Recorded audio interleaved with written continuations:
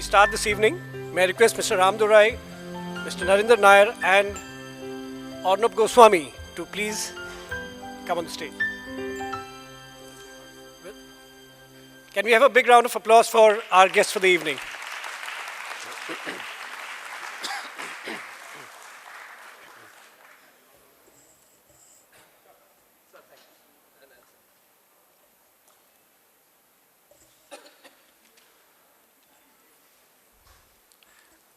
We begin of what promises to be a fairly exciting and enriching evening of good communication, depending on which side of the stage speaks more this evening.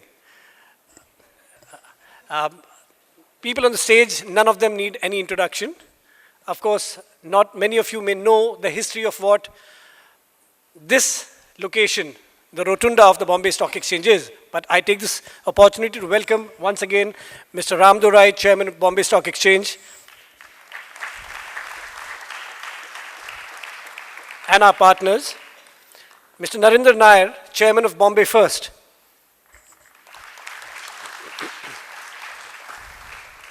and yes, as some of you may say, in flesh and blood, Arnab Goswami himself. We have Ashish Chauhan, President of the Bombay Stock Exchange here as well, who joined us. I'm Shri Joshi, I'm the CEO of Bombay First, and may I now request Mr. Ramdurai to formally welcome all of us and express the Bombay Stock Exchange. Thank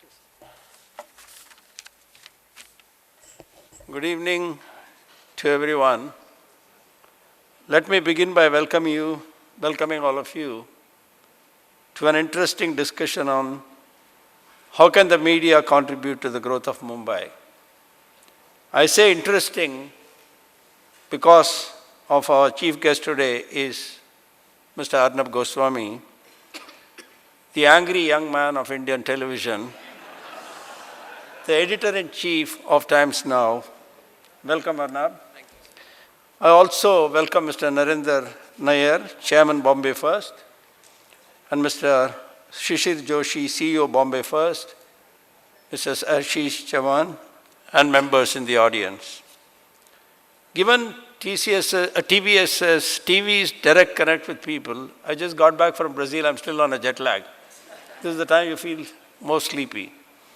Given TV's direct connect with people, coupled with stimulating anchors like Arnab, the media has become a big influencer on public opinion and even on galvanizing action on socially relevant issues. Today we have gathered here to discuss the role of the media in the contribution to the growth of Mumbai. Mumbai accounts for slightly more than 6.16% of India's economy, but is nowhere near a top-ranking global city. While we all love Mumbai and see its potential, we also see a city straining at its edges on infrastructure and citizen services.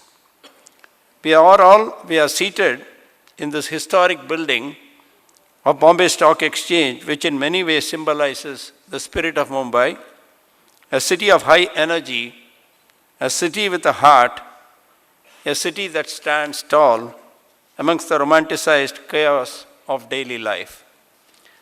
What is Mumbai's vision for a better future? Working on this are organizations like Bombay First, who have undertaken to the task of enhancing the quality of the citizens of Mumbai and improving the economic and social fabric of the city. In short, to transform Mumbai into a world-class city and make it one of the best places to live in and do business in. So how can the media contribute to the growth of Mumbai? Who better to hear from than Arnab Goswami? Before Arnab comes to address and interact with all of us, I think Mr. Narendra Nair is going to be introducing Bombay First. Thank you so much for being here.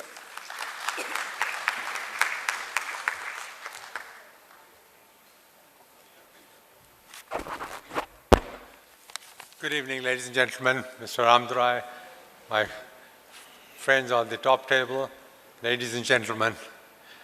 I'd like to add, on behalf of Bombay First and on my own behalf, welcome to the words of Mr. Ramdurai. I'd like to welcome you all here this evening to this special function we are arranging here. I'd also like to thank Mr. Ramdurai and the Bombay Stock Exchange for so kindly and for their generosity and for their hospitality. They've been always so kind to Bombay First. They've given us this platform to have our meetings here very often. And thank you very much to Mr. Ramdurai and Mr. John. Ladies and gentlemen, Arnab needs no introduction. He is the editor-in-chief of Times Now, India's leading news channel, has been a program that has been India's #1 newscast for over 5 years non-stop. Congratulations to you. I and so all those present here, together with millions of people, watch Arnab every evening on the national television. We're delighted to have you with us to share your perceptions on what I myself also consider to be a very important topic. According to the program for this evening, I am asked to introduce Bombay First. In fact, a question which has been asked by several people this evening about Bombay First. Let me take for all those present here and to Arnab, who may not have heard of Bombay First, to take a few minutes to explain the genesis of Bombay First. Our journey with the Mumbai Transformation program began nearly a decade ago, when with the agreement of the then Chief Minister, we undertook a study with McKinsey to show how Mumbai could be transformed into a world-class city. This has led to a very effective public-private partnership with the state government for the regeneration of Mumbai metropolitan region. And our initiative has had the strong support of the Prime Minister's office and the World Bank. Our work has been recognized not only in India but internationally. The National Institute of Urban Affairs has done a case study on Bombay First and submitted to the Ministry of Urban Development, in which they have termed our initiative as the best practice for public-private partnership. These sentiments are also echoed by the World Bank. Kennedy Business School at Harvard has done a case study on the unique model of Bombay First. But ladies and gentlemen, as the chairman of Bombay First, I am particularly concerned about Mumbai, India's largest metropolis, the financial and commercial capital of the country. Bombay has been, it was known as the Urbs Prima Indes, a title that Mumbai has borne with pride and panache. However, following the deterioration over the last 2 to 3 decades, Mumbai appears to be losing its claim to this title, and the question is the city capable of meeting the challenges of urbanization? In our view, it is not. It has multiple challenges. Let's start at the time of independence. 80% of India's population lived in villages and 20% in cities. And not long before, the numbers are going to be reversed. According to the recent study released by the United Nations, an additional 2.5 billion people will live in cities by 2050 in the world, and the United Nations expects 37% of the population, urban population growth, to come from 3 countries, India, China, and Nigeria. Ladies and gentlemen, cities will be the nuclei of the new world order, and according to McKinsey's study, by 2030, Indian cities will generate about 70% of the GDP. Our vision to make Mumbai a global city or a world-class city presents numerous challenges and indeed opportunities.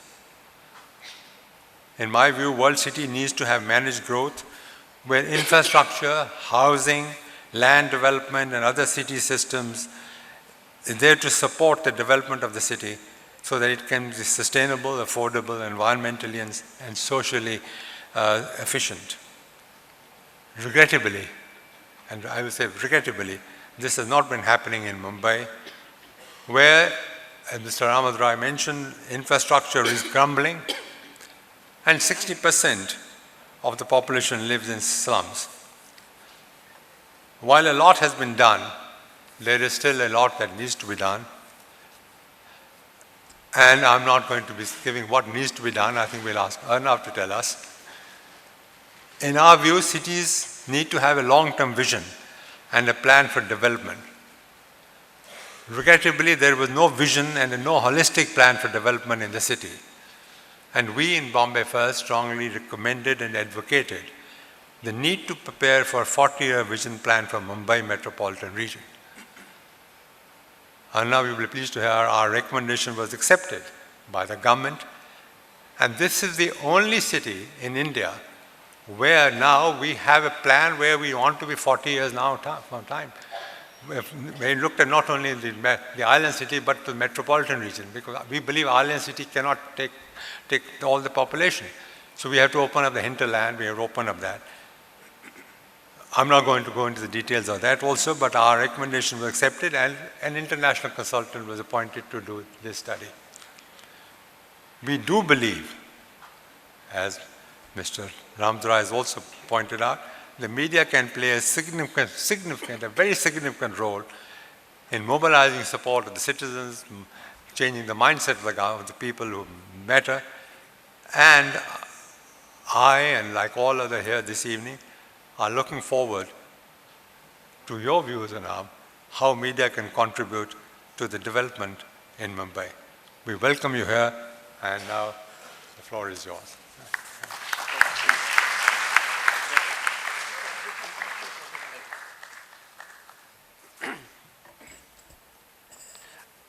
Whether he's a journalist of the most popular news show on television, or whether it's because of him that the show has become so popular.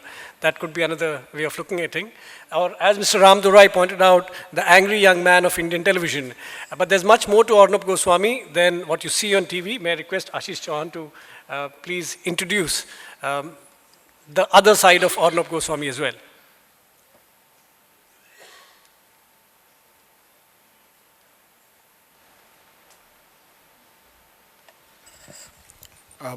Good evening, everyone. I welcome all of you to this important discussion on how can the media contribute to the growth of Mumbai. I would like to extend a special welcome to our Shri Nair, Shri Joshi, and the chief guest, Shri Arnab Goswami, of course, my chairman, Mr.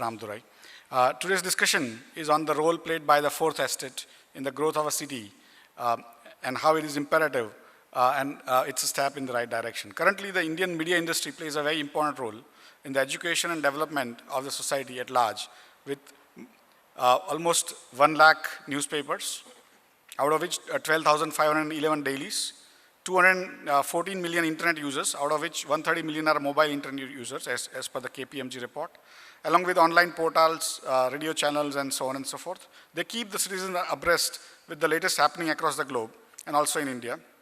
With such numbers, there is a little doubt that India is the biggest consumer of news and newspapers and television in the world, with over 100 million copies sold every day. In many cases, media has put its force in demanding the right for the society and has often had the lawmakers and regulators frown at their questions. Many a times, the law has made way and hurt the media when the demands raised were just and towards the betterment of the society. Media has played a very important role in the development of this nation and continues to do so as India moves towards being one of the developed states in the world. We have with us a very special guest who has been ranked among the 50 most powerful Indians by India Today and Indian Express newspapers. He is considered among the most forthright political commentators in the Indian media. There have been many words to describe him, such as dynamic, charismatic, learned, driven, passionate, angry young man, a friend, and so on and so forth. A man who speaks for the nation. Shri Arnab Goswami has given a voice to the people who demand an answer through his shows like the News Night, the News Hour, and Frankly Speaking with Arnab. Shri Arnab Goswami took over the duties of news anchor in 1995 and has never looked back since. He is currently the editor-in-chief of the Times Now news channel. He is amongst the most celebrated journalists in India and a proud recipient of a number of awards and accolades. We all remember him as a proud editor who interviewed A-listers such as Narendra Modi ji, Rahul Gandhi, as well as international dignitaries like Musharraf, Benazir Bhutto, Hillary Clinton, along with Dalai Lama. A leading editor, powerful orator, and a passionate speaker, Goswami has also written a book on combating terrorism recently. I welcome Shri Goswami to Asia's first and now the fastest exchange, BSc, and look forward to insightful deliberations going forward. Before he comes, I also wanted to put my bit on the table, saying today I read a very interesting breaking news saying that a door was open in Delhi Metro between two stations. And it was a grave mistake on the part of the operator of the Delhi Metro. And the person has been suspended by the time it became sort of 4 o'clock or something. So we had very quick framework in Delhi Metro. We have huge, basically, expectations out of Delhi Metro. And today, the entire Bombay Railways actually runs with open doors only. We lose practically, as per the news media reports, might be wrong, but what I have read is that we practically lose 10 people every day in Mumbai rails by accidents. We actually lose more people every year than we have lost in Kargil. And for me, if we can take this up, Bombay can become world class, but if at least we can save 4,000 lives being lost, that would be a great thing. Thank you very much for coming today. A television journalist can understand how precious every second is. I present Arnab Goswami for this evening.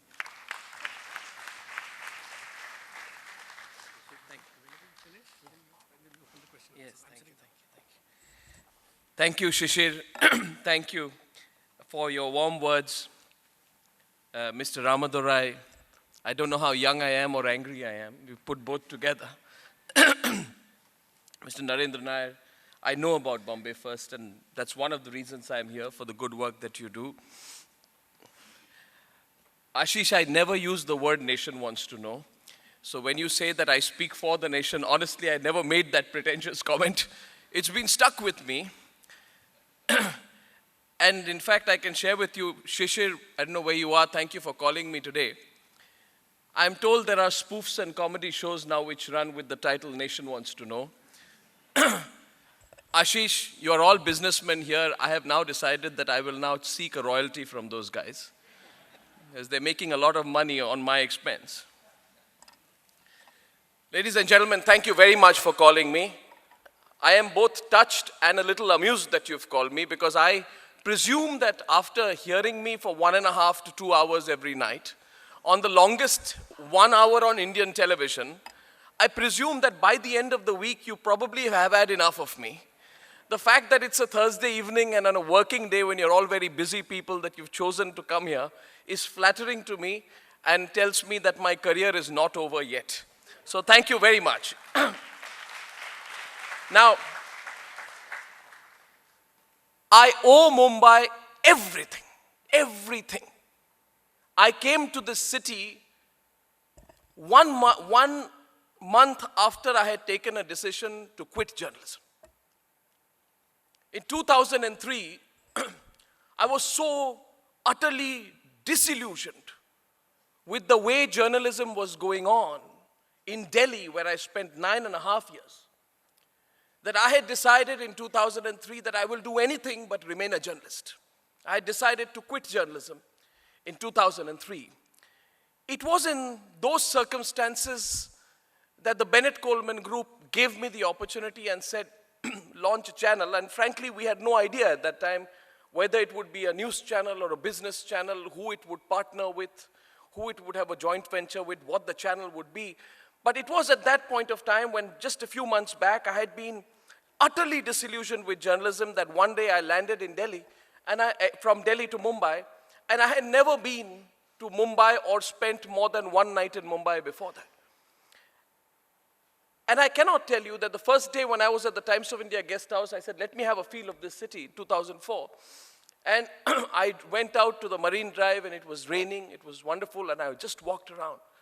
I told myself that, what am I feeling here? Why am I feeling so positive? When I look at the faces of the people walking down in Marine Drive, why do they appear to be so different from the people in Lodi Gardens in Delhi? Now, don't assume I'm playing to the gallery. I'm telling you what I feel. But You see, in life, I believe that any great enterprise, any effort, whether it is a news channel or a business, or a city for that matter, has to run on a reservoir of positive energy. And when I came to Mumbai, I just, from a situation where I was drowning with negativity, I woke up to an incredible amount of positive energy in this city. And everything, therefore, that we have done after that, and I will explain to you what we can do in the future. I will explain to you what I do, and I also will explain to you what I want Mumbai to be in what I will go on to do. I want to explain to you the root of all this is the infectious, positively infectious air, spirit, water, and land of this great city. Mumbai is everything to me. It is the city of opportunity. Mumbai also insulates me, you see. It's a great place to be because when I get a call from a politician who we have not been very nice to, and he wants to meet me, I can say, but I'm in Mumbai. So I will depute my political editor or political correspondent to come and meet you. I still remember that a gentleman called Suresh Kalmadi wanted to meet me when we broke the CWG scam. And one of the reasons I was able to avoid that meeting was by simply saying that I am not being able to get booked on that very busy Jet Airways flight from Mumbai to Delhi. That was one of the reasons the CWG scam was broken. But on a serious note, Mumbai insulates me as a journalist. And it is important for a journalist who does my work and for the kind of work we want to do in the future, which is aggressive, questioning, investigative, confrontational journalism, to be away from the center of power. The center of power in the city, for some reason, is Lutyens, Delhi. And the farther you can get away from Lutyens, Delhi, in my view, the better the quality of your journalism will be. On a very broad note, and I'll get into specifics, Mumbai presents an opportunity to change the work culture in the media, not just the physical environment of being away from Delhi, but also the work culture. We work in times now, it is people say that, how can you run a channel out of Mumbai? I say, I have a small place in Lower Parel inside Kamla Mills, right? And there are these 150 to 200 people there who work on a daily shift with me, and we are actually setting the news agenda for a large part of all the national media and a large part for the nation. This is possible because of the very positive work attitude I have seen in Mumbai. Work attitude where you work 24/7, like you're working in a bank. You are not spending time at what do they call the latest pursuit for journalists, literary festivals, book releases, high-profile events, embassy dinners, wining and dining. You do everything possible. Once you reach a certain Rubicon of journalism, unfortunately in Delhi, you do everything possible but remain a journalist. You devote about 20% of your time to your journalism and 80% of your time to socializing. Mumbai is great because it keeps you away. Now I'll come to my central point. Shishir, when you invited me here today, I have a very selfish reason to be here. I know that Mumbai is the financial capital of this country, and today it is what I will tell you. I hope it stays relevant 5 to 10 years from now. Because Mr. Ramadorai and Mr. Nair, I have a vision which is possible and doable, and which I hope will happen in my time. We will make Mumbai the financial and the media capital of India. And I will tell you how. And this is a very clear and straightforward vision. And I'm not just saying this through the top of my hat. It's not a rhetorical comment which I'm making. Mumbai will, in 7 to 10 years from now, be the media capital of India. And I think this audience here, because I believe that there is something to this city which ticks. When we started Times Now, I'm not sure if you're aware, but we had people of 10 to 12 different nationalities working out of that newsroom in Lower Parel. There were British people, there were Czechs, there were Germans, there were Americans, there were Canadians who were working with me because it was a joint venture, and I found it very interesting, the working environment. We created a small little show called the Reuters World Report.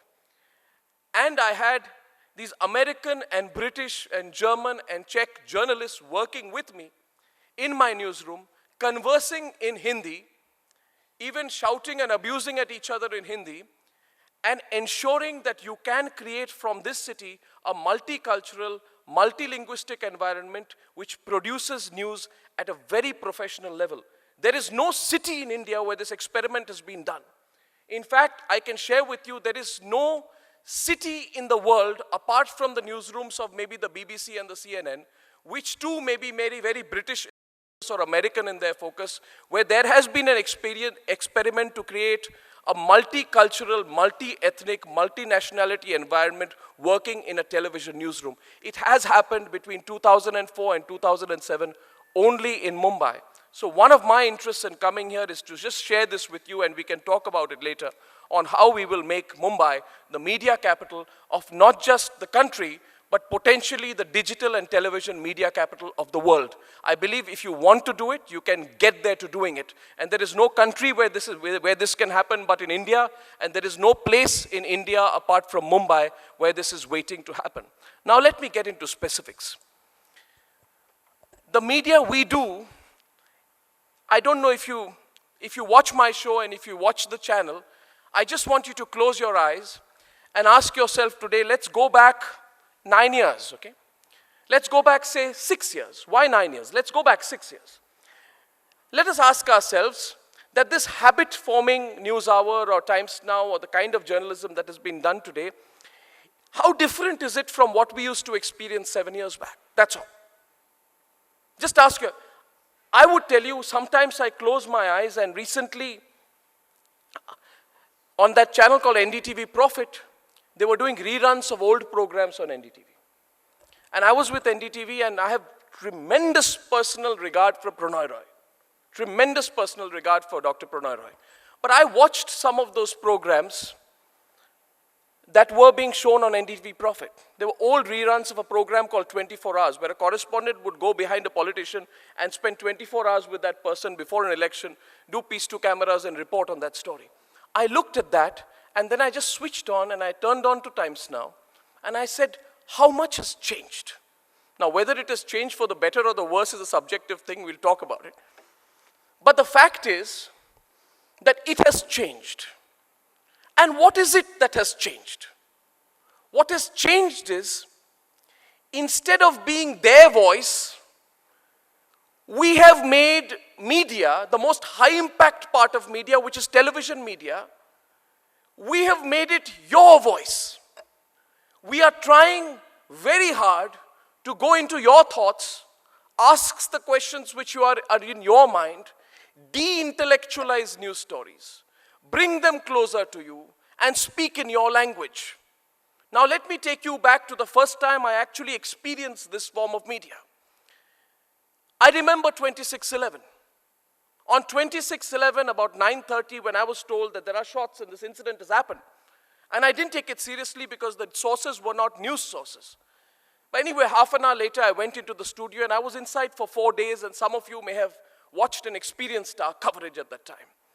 I had taken a conscious decision to do two things, to not do two things. The first was to not reveal details about who was where they were at Taj and where they were at Trident, etc. Dr. Pasricha, you're a police officer, you know how important that is. So I said, and I was getting SMSs. I was not getting SMSs to carry news. I was getting SMSs pleading with me not to carry news. Pleading with me, don't tell them my father is here, my father, find out for me, but don't tell them, don't say it on air. The second thing I decided was I will not go on the field, because when an editor goes on the field, his mind sometimes gets affected by the environment and he becomes a reporter. He loses his sense of neutrality. The third decision I took was not to show my face as far as possible on TV, because I felt the story of the biggest terror attack in India happening is bigger than my face. And if you remember 26/11, very many of you may remember my voice speaking over the pictures, but very few of you would remember my face because I was just speaking through the voice.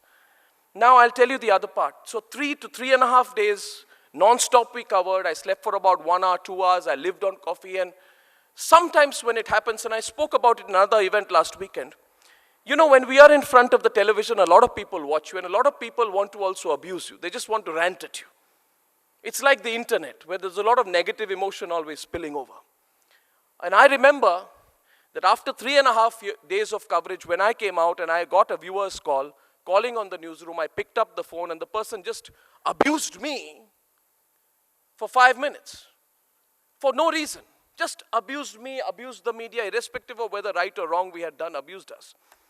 And I have never spoken back, but on that day I particularly spoke back to that individual. I told him, don't you dare tell me what to do. And the reason I'm sharing this with you is because somewhere I got into the story. When a news story is not a news story anymore, but an experience you are going through.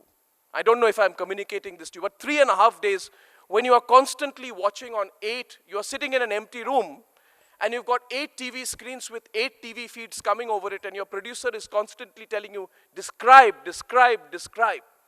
You describe, but you cannot feel. You feel angry, but you cannot express. You want to break down, but you don't want to. Because you feel, I felt at that time, when I saw Sandeep Unnikrishnan's last rites being performed, on the 4th day, the day the 26/11 impasse ended, and that body was thrown out of the window. And within 4 or 5 hours of that, there were the last rites of Sandeep Unnikrishnan. You want to sit in that studio, and honestly, you want to just break down. Because you feel that story. For me, ladies and gentlemen, the reason I'm telling you this is because I hope you connect to the journalism which I do at the end of this conversation. And I want you to know why I want to do what I want to do in life out of Mumbai. Because you want to break down. I told myself at that point of time, lose your inhibitions. Forget the rules of journalism which you learned.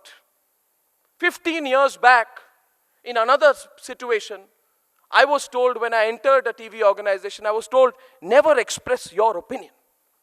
Because the day you express your opinion, you become a bad journalist. Sir, 26/11 taught me that if you do not express your opinion, if between a choice of right and wrong, and black and white, and fiction and non-fiction, between truth and falsehood, if a journalist stands in the middle and says, I am so objective that I will not express my opinion, I am of the view that journalist is, with all respect, not doing their job. So in 2008, I realized that form of journalism must be questioned, must be challenged, it must be defeated, and if required, it must be buried. And there has to be the birth of a new journalism, which is more in touch with the sentiments of the people of this country. And therefore, if I have 15 to 20 or 25 years of active journalism in me, I want to propagate and push that journalism. And I want you to know, therefore, that everything in life is connected. When I saw that happening in 26/11, my response to Ved Pratap Vedic, sitting and having some ridiculous conversation with the mastermind of 26/11, is far more personal, far more emotional, far more direct, and I would say far more truthful than all those people who went on the junket with him and called themselves journalists. So, ladies and gentlemen, understand the form of journalism that we do. This is a journalism we should feel proud. And I see so many of you in this audience today who I greatly respect. And I want you to know, Jerson is sitting there, I want you to know, Jerson, this journalism was not spawned in Delhi. This journalism that we do has been born out of Lower Parel, Jerson. And this is the journalism this country needs, not that journalism, Jerson. We changed the rules of journalism. Sitting in Lower Parel, I feel the news. In 2011, and all those who have been journalists will know this, we sit in a newsroom and we are told that there is no story today. So we sift through the papers and we find that there is a story where a 16-year-old girl has been raped by her employer. She works as a domestic servant. This happens, Mr. Ramadurai, much before Nirbhaya. So this girl is 16 or 17 years old. She works as a domestic help in the house of a MLA in Lakhimpur Kheri, in a village called Banda. And this man rapes her. So she's a gutsy girl. She goes to the police station. When she goes to the police station, she tells the SHO. SHO says, what happened to you? She says, I've been raped. Who raped you? The MLA. Which party is the MLA from? I think it was a person called Purushottam Dwivedi or something, I don't know his exact name, but he was from Mayawati's party and Mayawati was in power, right? The brother of the MLA calls the police officer and within minutes the girl is locked up in jail and she's vegetating in jail for 2 weeks because some trumped up charges of theft or whatever are put against her. So much before Nirbhaya, much before a shallow movie like called Peoply Live was made, much before all that, 10 to 20 to 30 OB vans of TV channels land up in Banda, and out of the relentless journalism, first the MLA disappears, then he goes missing, then Mayawati responds by saying, I won't do anything. But after 10 to 15 days of that journalism, the MLA is picked up and he's put in jail. What happens as a result of that, a trickle-down effect, that girl, once she's out of jail, forms a self-help group of women who call themselves the Nagin group.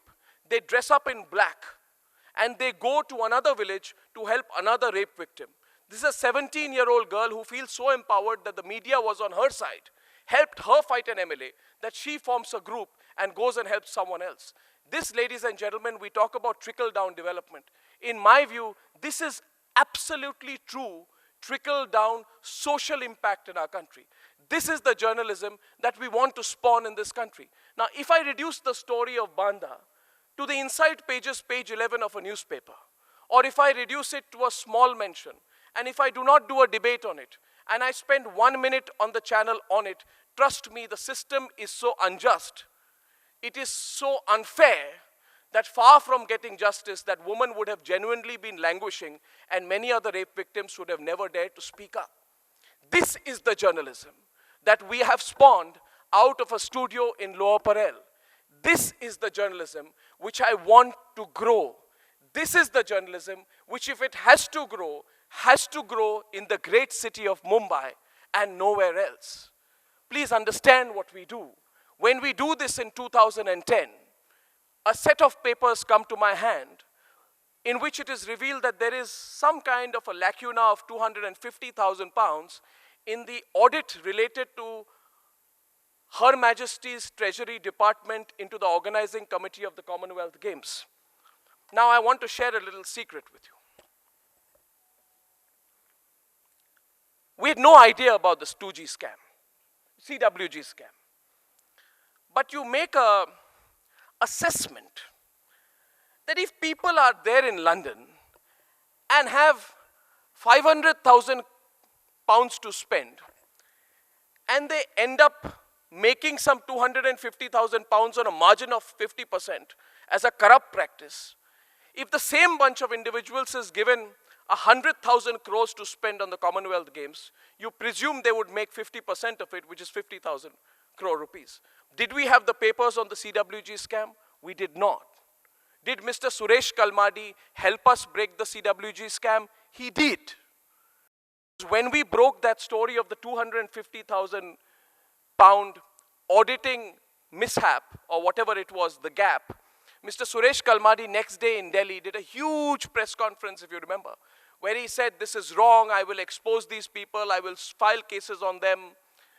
And he would not let any Times Now reporter speak. I was watching his entire press conference and I asked myself, what really is he trying to do? And I asked myself, he's overreacting. And I came to the conclusion, a person overreacts only when he has something to hide. It was 4 days after that that we actually got all the papers related to the CWG scam, which is why I am till today eternally grateful to Mr. Suresh Kalmadi for helping me break the CWG scam. Ladies and gentlemen, this journalism was not born in Delhi. This journalism has been spawned and supported, and it has grown in the city of Mumbai. And I want to ask you today whether you feel proud at some level that as Mumbaikars, you in your city and the environment around your city, the professionals from your city, a group of Mumbaikars are consciously every day trying to change the parameters of journalism in this country. I want your support, and I want it more actively today in the future. Around that time in January 2011, the Prime Minister of India, Manmohan Singh, did what he usually never does, or did. He had had enough of these scams, Dr. Manmohan Singh. And he decided that he has to take this head on. So he decided to speak.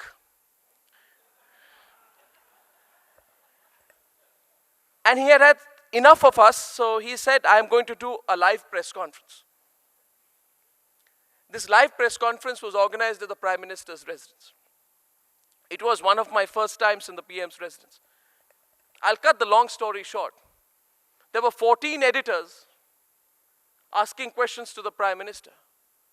One of the big scams which had broken a few days earlier was something called the Devas ISRO scam. There was the 2G scam before that. There was the Adarsh scam. There was the CWG scam. And I know many people may have mixed views about our coverage of these scams. I believe we are genuinely doing a social service each time we broke those scams.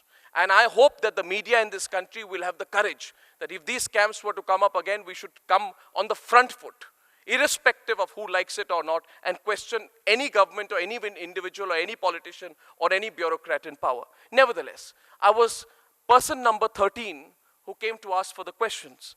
Before that, everyone was giving the Prime Minister advice. Somebody would say, Mr. Prime Minister, you know, this is this about the economy, you can do this, you can improve this, and the Prime Minister would nod very gravely and say, thank you very much, very good suggestions. And I was sitting there itching my hands, wondering when anyone will ask a direct question. The person, the editor, 2 editors before me, even asked a question, what is your message to Sachin Tendulkar? And I asked myself, I said, have I landed from another planet? Or have they got it all wrong? What is going on? This whole country for 7 months before that, every day the raging headline in the country is scam, this scam, that scam, and you have editors who are sitting here, the Prime Minister of India is sitting, and the first question you ask him is, Prime Minister, what do you have to say to Sachin Tendulkar? Anyway, when my turn came, there was a gentleman who didn't like me very much, called Harish Khare, who was the media advisor. I had barely opened my mouth and asked the first line of my question when he told me, this is not the news hour. You can't interrogate the Prime Minister of India. This is not an inquisition, etc. The Prime Minister looked at me in a puzzled way. I decided to take advantage of the situation. And I said that, Mr. Khare, I think the Prime Minister wants to speak.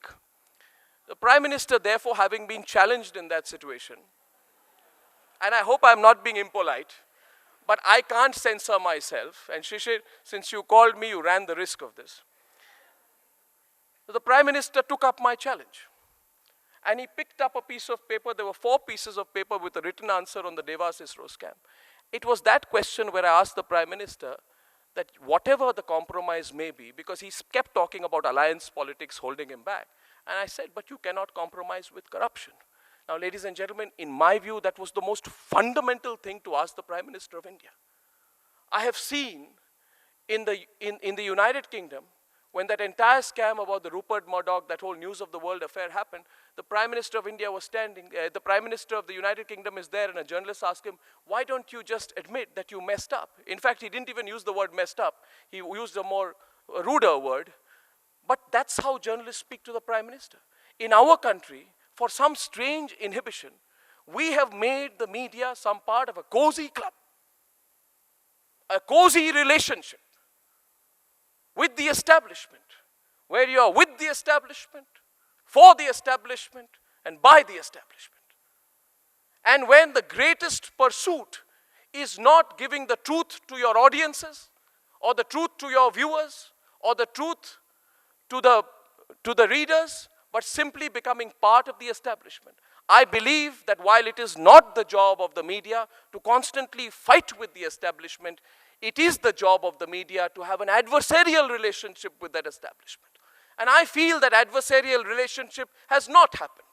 I believe that in the last 4 years, and I'm saying this to you as one Mumbaiker to another, that you should feel genuinely proud that the experiment in media to give a new respect to the media, to the television media, which was not being taken seriously, to create a back to basics campaign, to a back to news campaign, where even Hindi news channels today do less saap sidi.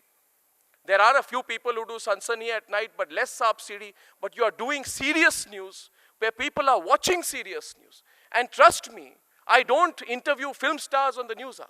I pick up serious issues. And we ask those questions every day. We try to do the journalism that we can. It's an incipient stage. It has all happened where? But in this city of Mumbai. So what do I tell you today? When you ask me, what can the media do for the growth of Mumbai? I now come to my very specific proposals. I know at the end of it, all that people want to feel is feel empowered. I feel empowered when Ashok Chavan calls me and says, stop covering the story. He didn't say it so nicely. Am I revealing too much, Ashish? You see, when the point comes when you want me to shut up, just tell me, I'll leave. And remember this, Shishir, I do a news hour, which over the years, due to different reasons, is becoming a news 2 hours. And there is a time when the producer says at about 11 o'clock, enough or I'm going home, and I decide to stop. All people want is a sense of empowerment. I want the media to take risks to be that voice. You see, I told Ashok Chavan when he called me, stop covering the story. I said, I have no personal agenda here. But you have used the name of Kargil. You have used the name of Kargil. It's not a story of environmental violations, you see. If you carry it as a story of environmental violations, nobody in this country will be concerned. But the moment you called it Kargil for profit, and you challenged the people at top of the system. You don't challenge somebody lower down, you see, which is why I say that Sanjay Baru, it's interesting he chooses to write a book exposing the Prime Minister during the his last 2 weeks in office. You want to question Manmohan Singh, you should have questioned him when we were questioning him. At that time, you were on the other side. Anyway, I don't want to get on that. I believe that we empower the people when we make the Chief Minister of Maharashtra understand that neither he nor anybody else can in direct, indirect, conscious or unconscious way use the name of Kargil war widows. I'm not talking of a legal definition. They use the name of Kargil war widows to justify that mammoth building and give themselves the profit. So they use the name of Kargil for profit. That's one sense of empowerment. I empower the media because we ask the questions and Ashok Chavan resigns. A. Raja resigns. Kalmadi steps down. Right? Kanimodi is out of office. People are in jail. None of this would have been expected, would ever be possible in this country. Once again, I ask this audience, close your eyes and ask yourself, 6 years back, if you were here and someone were to tell you all these people would have resigned, Ashwini Kumar would have resigned. What was that railway minister somebody was doing deals in his residence, Mr. Bansal, who lost again to a Mumbaikar? He resigned.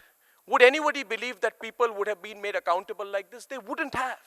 So I empower myself in the media and I empower people in this country who genuinely believe each time they have to pay a bribe to get ahead in the line, I empower them to believing that if people at the top can be questioned, then the system can change. At the root of all of this is a very positive sentiment which says this country can still change. That is it. Question number 2, people need to be empowered. In this city, I remember the story of Keenan and Reuben. And I had to plead to Prithviraj Chavan, literally plead to him. When I called him, I said, Mr. Chief Minister, will you come on air with the father? And Mr. Chavan said, no, it's all going to be complicated. I said, there's no complication. All you need to do is share a voice of compassion and empathy with the family. So people know that you are there for them. It took a lot of convincing. Mr. Chavan came that night. I don't know what happened or whether the promises were fully followed up. I know a lot of them were. But I think it was very important that the Chief Minister came and shared his thoughts at that time. That too is my job as a journalist, not just to expose, but to be the link between people who are losing out and the people who forget those who are losing out. All this form of journalism, which if followed up seriously, can change this country in many positive ways, is happening from the city of Mumbai. So what can I contribute as a media person to this city? I can't contribute my expertise, neither am I an engineer, nor an architect, nor a landscape designer. But what I can certainly say are 4 things. 1, I met someone who said, from Denmark, who said we are creating land banks in Mumbai. I want to ask you here today, are we willing to create a media city in Mumbai? If there can be a film city in Noida, which is the center of news broadcasting right now in this country, I just want to give one thought. And why not? It doesn't take much space. Can the people who matter do something to create a media city in Mumbai, which can, if Times Now is here, if anybody is here, you genuinely can take baby steps towards it. All you need is the encouragement. This city has the skills, you see. And the reason I'm telling you, and I'm glad, Mr. Ramadura, I see you taking notes, it's a very serious suggestion from my side. My first point is create a media city in Mumbai. Let this be a place where nobody says you can't have land. Encourage media organizations, the broadcast industry, the digital news industry, the print media industry to work and operate out of Mumbai. If you allow that, if the government takes steps towards that, I think it will be a big step forward. Secondly, if you do that, you will become the internal nerve center of the country. I felt this because I've often felt a very patronizing attitude towards Mumbai.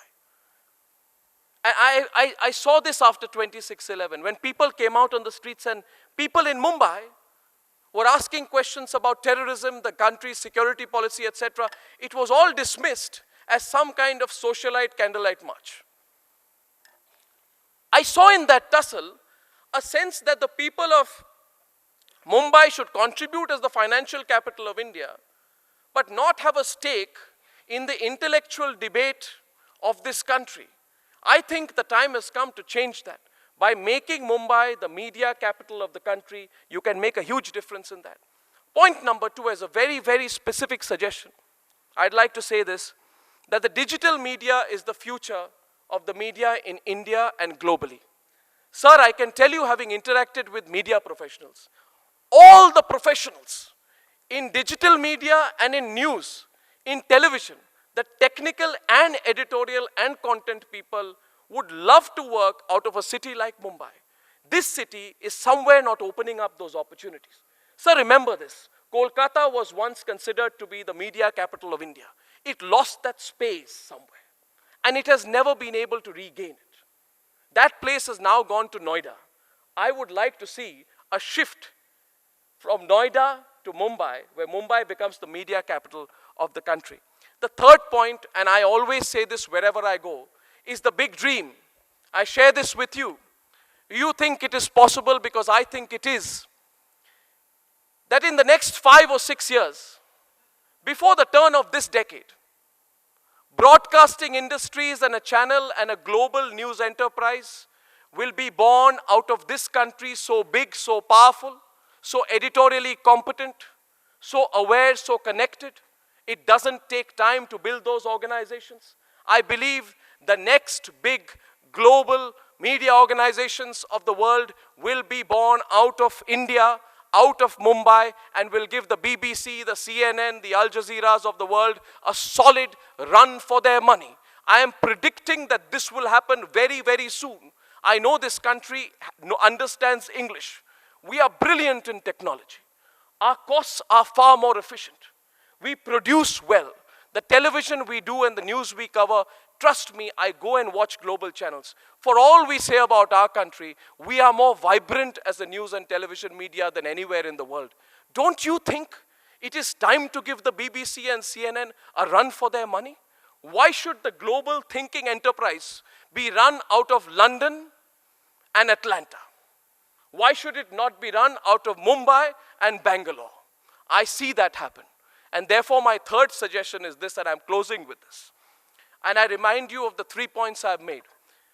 Let me recap again what I have said to you. My first point is I'm extremely grateful to this city.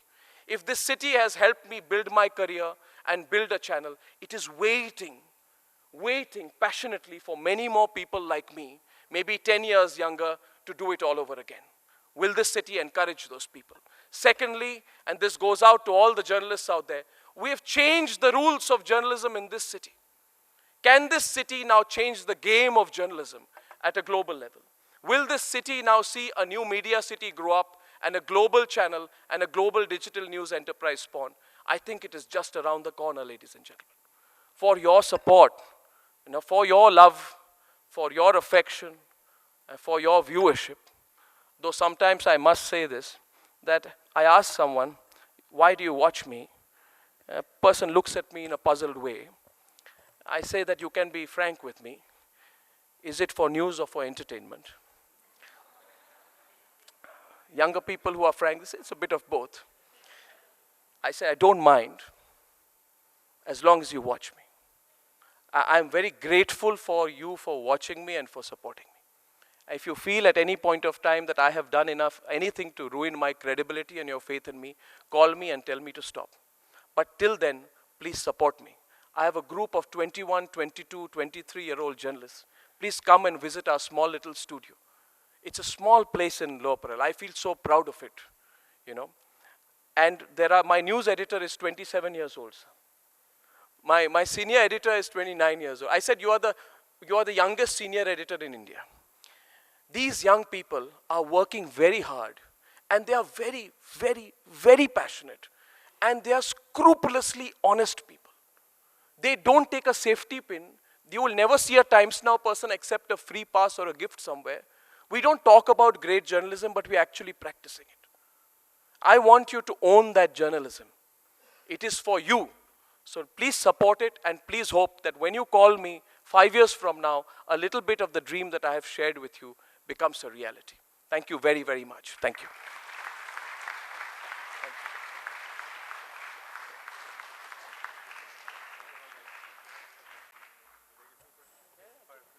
Thank you, Arnab. I'm sure this is one moment you've been waiting for to ask Arnab a question. We'll have for paucity of time, but I'd like to have as many questions as possible. So please keep your questions fairly brief, because we'd like to have Arnab answering them as well. The gentleman here to begin with. Arnab, would you take a few questions? Yes, please. Can we have the microphones right in front?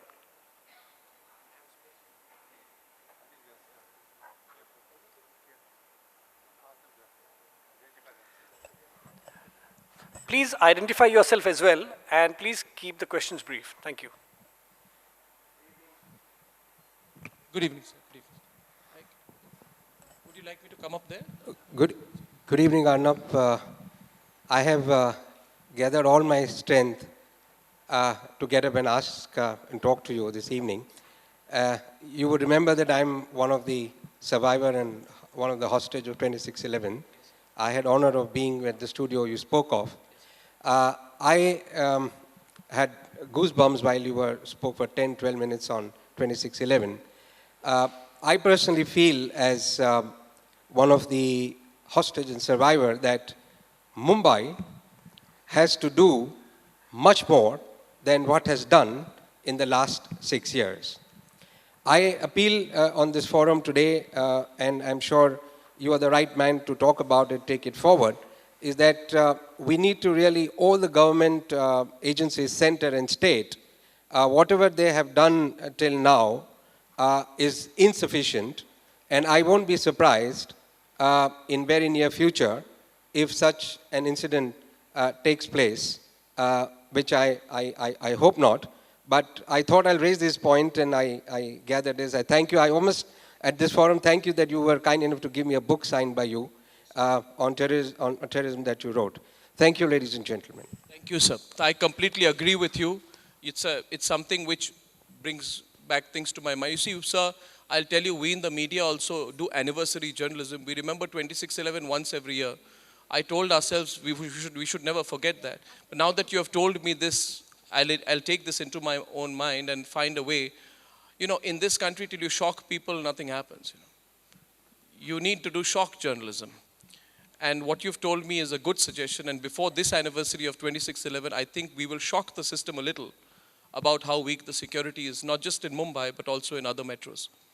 You will see that on Times Now, sir. Thank you, sir. May I borrow a line from Arnab's recount of the press conference? Can we have direct questions for Arnab, please? Yes, Mr. Menon?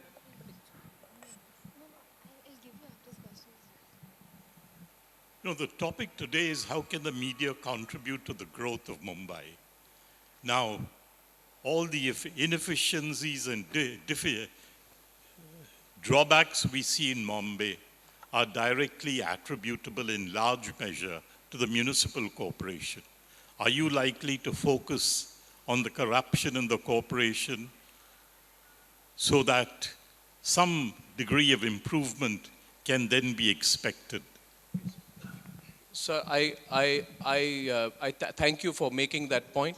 The Maharashtra elections are around the corner, and though the corporation elections and state elections are not linked, the same political parties are at stake. I think it will be a very good time to embarrass a few people, sir. I assure you that I will do it. I will make every point. Each of the points you're making, I'll carry it back with me, sir. We will do that, sir. Thank you, sir. Good evening, Arnab. I watch your show without fail as far as possible. The design of the show is that people get agitated and not many participants, they speak together. Many a times it is difficult to understand who is speaking what. So it is by design that you want it that way, or it comes naturally? By the way, I am Ashok Ajmera. I am the board member of BSE Brokers Forum. I feel that many a times it can be controlled so that the audience can hear actually what they want to say. So it is naturally it happens, or you want it to happen so? You want me to be honest with you, right? Sir, I don't discourage it. And I'll tell you why. I'm a professional debater. From class 8 onwards, I used to debate. First because I used to love debating. Then later I realized in college it's a good way to earn extra money. I have done some 1,000, 2,000 debates in Delhi University and elsewhere. I sometimes tell myself I can debate in my sleep. When Mr. Modi was not giving me an interview, I used to imagine situations where Mr. Modi is giving me an interview and I'm in a conversation with him. Sir, out of that debate emerges the straight point. Now, if we try to build a consensus, you can't build an artificial consensus in 25 minutes. Trust me. But what happens is, I look upon my debate as a way for helping you make up your mind. Now, if I start from a position that, for example, let me take the story which happened this week. Right?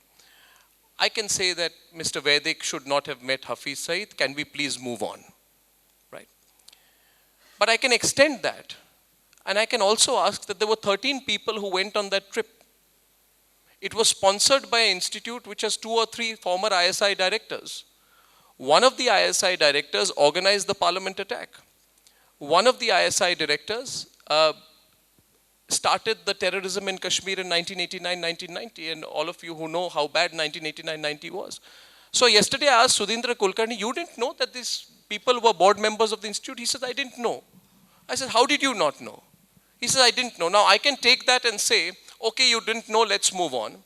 Or I can make that point to start a bigger debate on how many Indians travel on direct or indirect Pakistani hospitality to learn peacemaking from ISI directors. Now, if I do that discussion in a very placid manner, and sometimes I worry, you see, Jerson comes on my program, sometimes he gets so agitated, I say, Jerson, you'll have a coronary right here in the studio. But the fact is, out of that discussion emerges a few solid points. And I feel the more direct the question, the more solid the response is. As long as it does not cross the limit. So, and you see, I also know that the viewer is then getting this side very strongly and that side very strongly, and he's making up his mind which side he's on. If there is only one side, then I think the viewer will feel that it's an exercise in futility. The other thing is, I pick up the contentious issues deliberately, because contentious issues need to be debated. Issues on which it's a non-starter don't need a debate. But I believe, I'll just take one more minute. Now Shishir is thinking he's really extending it. Sir, I'll tell you, in this country, small stories need to become big and big stories need to become small. You know, there was a 6-year-old boy called Prince who fell into a well. On his 5th birthday, fell into a well in 2006. And we made such a noise about it that he actually came out alive. Now, I'll tell you one thing. Had we not made a noise about it, it's a very serious point. Had we not made a noise about it, would Prince have come out alive? Had he died, would he have been mentioned in a newspaper? No, because he came out alive. But more than that, when we split the screen and we showed that child inside the, we put those cameras and we showed the child is inside a hole. And we asked ourselves, is it the limit of apathy? So many people started calling and venting. You feel, sir, people don't want to vent in our country? How many poor people are there? What social safety do they have? Do we care if a 5-year-old landless laborer's child falls? If it was a politician's child, would they care? Of course they would. Would the minister, Chief Minister Naveen Jindal have gone, who is the MP from there, had it been a politician's child? Yes. Unless the media had gone, they would have not followed a landless laborer's child. Now I'll end this with just one little personal tidbit. 10 years earlier than 2006, in 1996, I was starting my career. And I remember my editor was Appan Menon. Appan once called me and said, outside a school in Mumbai, a child has fallen into a manhole. And I told Appan that, Appan, I don't want to cover the story. And Appan said, why? I said, because I have come to do big things. I am a graduate of Oxford. I want to cover external affairs, foreign affairs, big things. And he said, one day you will realize, Arnab, that in this country, a child falling into an open manhole that is supposed to be covered by the government is a bigger story. Any other democracy, it would have been a bigger story. In our country, we want to cover ribbon cutting experiments. He predicted that media would change. Now, Appan died 1 or 2 years after that. I really wish that Appan had seen this day. Shishir knows him, we both worked with him. I wish he had seen this day. We are giving these poor people a voice. Poor, old, disenfranchised people a voice. So it's a long answer to your question. But I constantly, sir, debate these things in my mind. The problem with me is, as my producer tells me, that you're no longer an anchor, you become a panelist. So when there are 4, they say you're a 5th panelist. I can't help it, I go with the flow, sir. But it is what I feel. And on the program, I say what I feel even before thinking about it sometimes. Thank you, sir. 3 more questions. Yes, the gentleman in the second last row, yes. Hi, Arnab. Dolphy D'Souza. Oh, okay. Hi. I think he's got the mics after that. Pardon me if I am wrong, Arnab, but you strayed from the topic. What you laid more emphasis was how Mumbai can contribute to the growth of media. You like to have your comments on that. How Mumbai can contribute? You laid more emphasis on how Mumbai can contribute to the growth of media. Sir, it is both ways, sir. Sir, it is both ways. I'm just speaking to you as a professional with the domain expertise of media. As I said, sir, and I want to be very honest, I'm not a person who can today, I don't want to give you borrowed information, read it from somewhere and share it, pass it off as my thoughts. I'm sure there are people who can do, as a citizen of Mumbai, sir, if you ask me, it is a beautiful city with the most messed up infrastructure that possible. So I think if you and I sit, we'll share this as citizens. I share the same experience that you. And I find it totally infuriating that we have allowed it to slip to this level. Buildings that are not complete, people who are on the streets, slum rehabilitation plans which don't work, a lack of public aesthetics. I think we all have the same gripe. What I said, sir, and why I laid so much focus on it, I love this city. I want this city to have more share of voice in the country, sir. I felt after 26/11 that the city contributes a lot financially and otherwise is the growth engine of the country, and it will be a decade, 2 decades from now, but it does not have enough share of voice. And my selfish interest is in saying that if you can make Mumbai the media capital of India, trust me, sir, it will have more share of voice. Because then more Mumbaikars who have more share of voice nationally, if there were 10 people running 10 channels like me in this city, I'm asking you, and 10 other news organizations, right? Would you believe tomorrow, therefore, they would share their experiences and this city also would have a greater share of voice nationally? I am only saying if it can happen in Noida, it can happen in Lower Parel. If it can happen in Greater Kailash, it can happen in Andheri. So I do believe, sir, that in an indirect way, that if I am saying make Mumbai the media capital of the country, in my own way as a professional, I am saying it will help in the overall growth and development and profile and clout and share of voice of this wonderful cities. Thank you, sir. There's a question here. Dr. Pasricha, you had a question. Is that right? Can you have a microphone here, please? After that. How does he know that I'm... Well, Mr. Arnab, thank you for an excellent talk. Thank you, sir. We admire you for your intellectual honesty. I'll go to some different plane altogether beyond this, but need your assistance. In 1945, after the atom bombs are dropped in Japan, there was a very big drought. Two Indians were traveling in a train, they couldn't get anything to eat.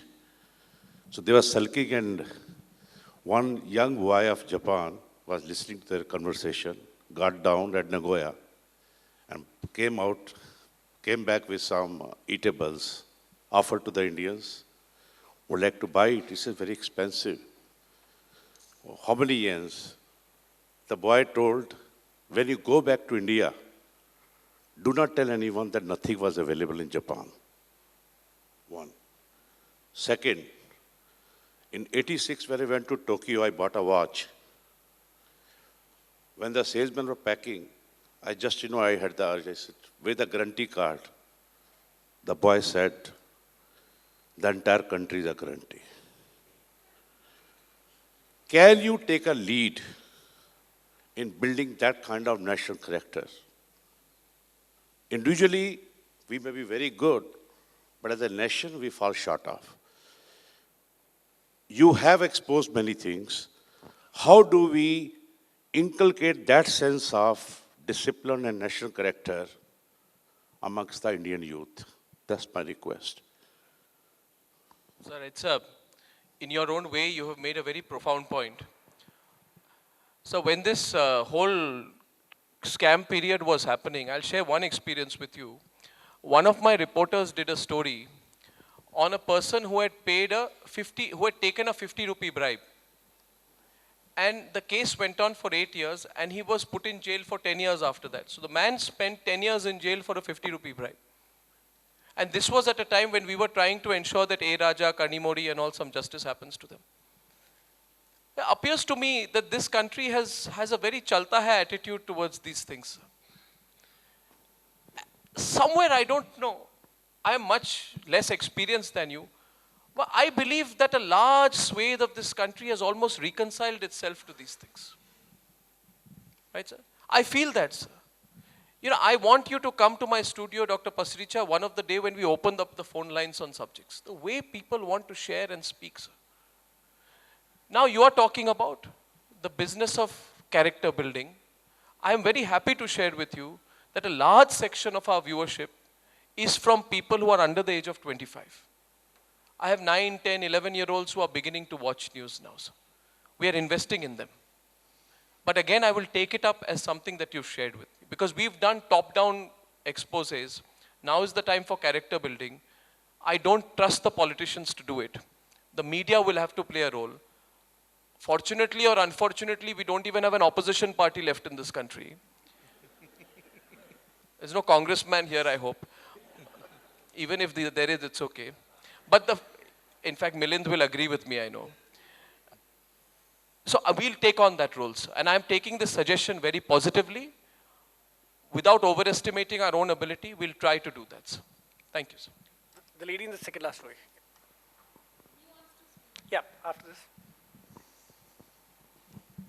Hi Arnab, this is Varsha here, Varsha Jain. So one is good that the last time that we spoke about the 30 seconds for someone to speak, I see that happening on your show. Now when I come for this conference, when we say how you can contribute to Mumbai, basically we all love Mumbai. When you're born here, grown up here, or working here. But if we see the aesthetics, the ethics, the safety, the security, everything has gone to the dogs in Mumbai. And media can be a very big support there. You all are doing so many shows on running on politics and politicians and all of that. I think you really need to go to the responsible side of your, like when you say your selfish interest, the responsible interest, I think you could add on by bringing in shows which talk about a lot of all these kind of things, So we have a lot of repeats, say when you're targeting any political group or whatever.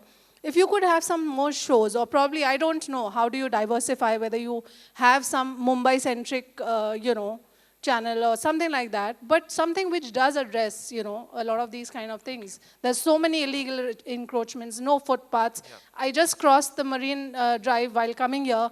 The garbage was all over because of the high tide. Irresponsible citizens, that awareness really needs to be done, and you can really make that happen. So let me respond in a very concrete manner. for 8 years when we run this channel out of Mumbai, and I know where you're coming from, I think I owe a little bit to this city.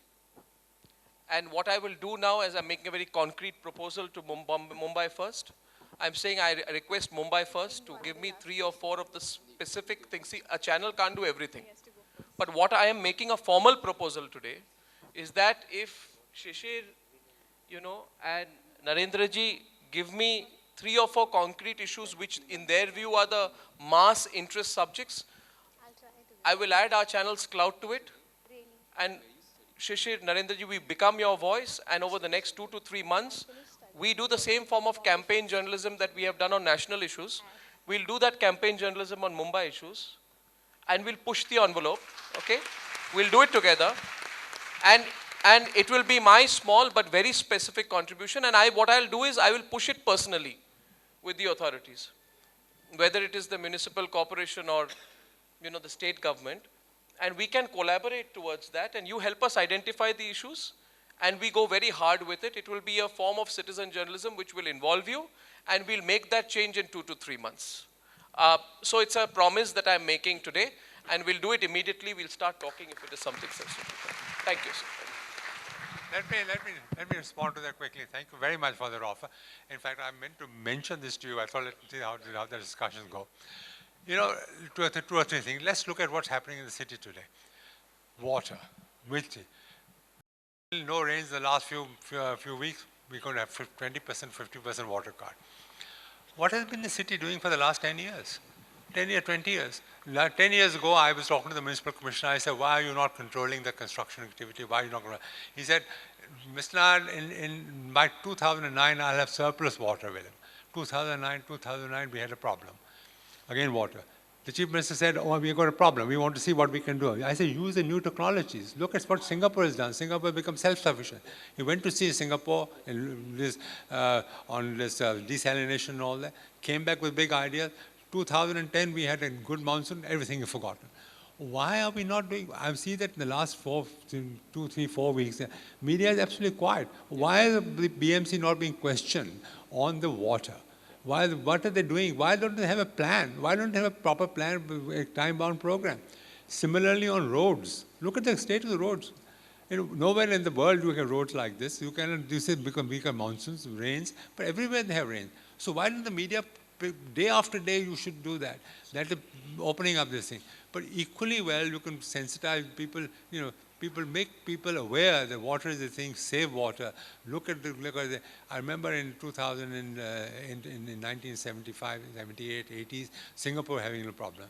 Every time I went to Singapore, the television every night used to have a problem. I used to televise, save water, importance of water, safety, security. I think these are the things that media can play a very important part. Thank you very much. I agree with you, sir. Since we are being taken more seriously of late, I think waste management, you don't even have to look at Singapore, sir. If Chennai can have proper large desalination plants, it is such an embarrassment to know that Mumbai does not have enough water. I mean, we can't invest in a desalination plant. Open spaces, waste management. I mean, I can think off the top of my head issues which I can pick up, and we add the Times Now style of journalism towards pursuing these things. And I think water is one issue. I think we'll follow it. And I hope when we do this together, sir, that it will have a trickle-down effect on the rest of the media also. Because I've also seen often that when the leading channel does something or the leading paper does, it sets a trend. We'll do it in a planned way, and we'll do it in a focused way. So I think we are on the same page on this. Completely on the same page. Thank you, sir. I think on this note, we'll just have one more question here. Yes. Yeah, good evening, Arnabji. I'm Dr. Deepesh, a medical doctor. I had 2 small questions for you. One is, with a relatively stronger government right now at the center, how do you see the scope for bolder/louder journalism like yours to readjust to this if there is a need? Second quick thing is, we see a lot of disproportionate importance for negative things which are not happening good being questioned. Can there be equal emphasis on good things being appreciated so loudly and boldly? So we won't readjust with the Narendra Modi government. If the media readjusts depending on which government it is, we should shut shop, frankly. So I keep saying this, And so I took it as a compliment this time when Mr. Arun Jaitley during my budget interview said, you see, He said, the budget is not news hour, you can't have something big bang every day. I took it as a compliment. It's also a proof of the fact that they watch and take us seriously. So we won't change our line. No independent media should. But media should also not do self-censorship. As somebody said, I think Advani said that during the emergency you were asked to bend, you chose to crawl. Sometimes media overregulates itself, self-censors itself. We should not do that. That's answer number one to your question. Your point number two was on this good news. It's a very good suggestion. I assure you that we have a program every year where we award 25 amazing Indians. To give you one example, there were these group of children from Jharkhand who play amazing football, and when they wanted to play a school tournament, they had an American coach. When they wanted to play a school tournament, they were asked to clean and sweep the floors of the district commissioner's office because he said, how can poor girls, tribal girls, 13, 14-year-old girls dream of going to Europe to play a game? They went to Europe to play a game and they came runner-up against Italian and German teams, completely from Jharkhand, tribal girls. When they came back, there was not one official to greet them. They felt insulted. So what we had done was the coach, the American coach, who spent all his time training these girls, he was an amazing Indian. And people asked me, how can you make an American an amazing Indian? I said, he's more Indian than any of us if he's spending his time training these girls. Now what happens is, these girls have no place to stay. We made this a big event. We got the Jharkhand minister, connected with the Jharkhand chief minister. We sent an OB van and put these 11, 12 girls in one TV, made one of them the spokesperson, and got the American coach from America. So there was American coach, chief minister, member of parliament, and these excited girls. And once these girls began speaking, initially they were nervous. And then they said, we want a place to stay, we want boots, we are discriminated, people insult us, bhaiya, this happened to us, that happened to us. And suddenly, the television screen came alive. And these girls actually got a place to stay. I'm happy to say, this time when I was watching the FIFA coverage, I found that there was a promo of these girls on why they don't want to go to Brazil. It was all these girls were featured on Star Sports as well. So in 1 year, we made a small difference there. Consciously, since we have established our position as the leading channel of the country, and also on my program, I am promising you today, I will take an effort to pick up these stories. I may not do it in a very nice way, because I believe that niceness does not work in this country. You have to embarrass the Jharkhand chief minister for not doing his job. But we will do it towards a positive change. And sir, please, I want you to know this. When I am saying that 16-year-old girl, I get her out after being raped, I give her a voice. Sir, that is not negative journalism. It is positive only. It is actually positive journalism. I can sit and do an NGO kind of discussion, like other news channels like to do. But I'd rather pick up the tough issues, raise it in a confrontational manner, but towards a positive change. But again, I'm taking your feedback with me today. I'm noting everything that I'm hearing here today, and I will implement a lot of this in my own ways. Sorry, sir, long answer to your very simple question. Thank you, sir. One last opportunity. I see the youngest member in this crowd to have a question as well. Hello, sir. So I have a question that when I see your news, so I see that there's no conclusion. I see like 5 people shouting at each other, doing something, saying something, and I can't hear none. And there's no conclusion. And you just end your show. You don't say like, shall we conclude this, we say this, you just end it. We don't, means after watching an hour, 45 minutes, I didn't get anything. I get like some people fighting, I need something conclusion, ki, yeah, we did this, we discussed this. Now, young man, first of all, I'm very happy that you don't want the show to end. I can carry on. On a very positive note, I'll tell you this. See, I know when I was your age, the media that I had, and I used to wait, when I did well in my exam, my mother would say that, you'll be allowed to watch The World this week. And I used to feel some sense of hope. Now, I just want to tell you, now, those who are older than you, you just ask them one question. Ask them that 15 years back. Ask your uncle, your parents, your one generation or 2 generations above you. Do you think any politician ever said sorry? Do you think any politician would stand up in parliament and apologize? Do you think any politician would resign? Do you think the Congress party would bother to listen to the people of this country? They ruled this country for 55, 60 years. Or for that matter, if you're face to face with the politician, would any journalist ask any tough question? So, what I'm saying is, the conclusion is the fact that I don't want to, it's not about the punishment you said. See, on a very simple level, we are the media, okay? We can raise an issue up to a point. But there are the courts above us. Once the matter goes into the court, we generally step back because the courts don't like it. They say then you're putting too much pressure on us. You understand what I'm saying? So all these scams we bring to the public domain, all these scams, you go back and read on all the scams that are there, you will find all these scams have been brought up by the media only. And the conclusion is that a lot of people have lost their jobs, a lot of people are feeling empowered, and a lot of people are feeling scared also. You see, today what happens is when a politician wants to be corrupt, he tries to find a more intelligent way to be corrupt. Earlier, they would find stupid ways to be corrupt. And they would make the bureaucrats, the IAS officers, sign on the papers. You know what happens today? I'll tell you, we'll talk after this also. Most IAS officers today tell the politician, because they are very smart, they tell the politician, listen, we won't sign that paper. Because the politician does not want to openly do the corruption. He tells the IAS officer, secretary, joint secretary, additional secretary, you sign the paper for me. Now the IAS officer now says, I don't want to sign the paper. And one minister from this city once called me 6 months back. He says, you're the biggest headache. He said, why? He said, because of you, the bureaucrat is not signing the paper. I said, what does the bureaucrat say? The bureaucrat says that, sir, 5 years from now, 10 years from now, you too will continue as a politician, but Times Now will pick out this paper, which I have signed under right to information, and I'll be put in jail. You understand? See, young man, what I'm saying is, I've been saying shock, embarrassment, and the third thing I'm saying to you is the fear factor. Hindi में आपको कह रहा हूं, इस देश में कोई किसी से डरता नहीं था कोई गलत काम करने के लिए. अभी थोड़ी सी डर आ गई है लोगों में कि कहीं एक्सपोज ना हो जाए. वो डर जो है, it plays the role of a deterrent in society. How many cameras do we have? In the whole channel, I have 50 to 60 cameras. How many stories will be exposed? But we do stories that will impact others.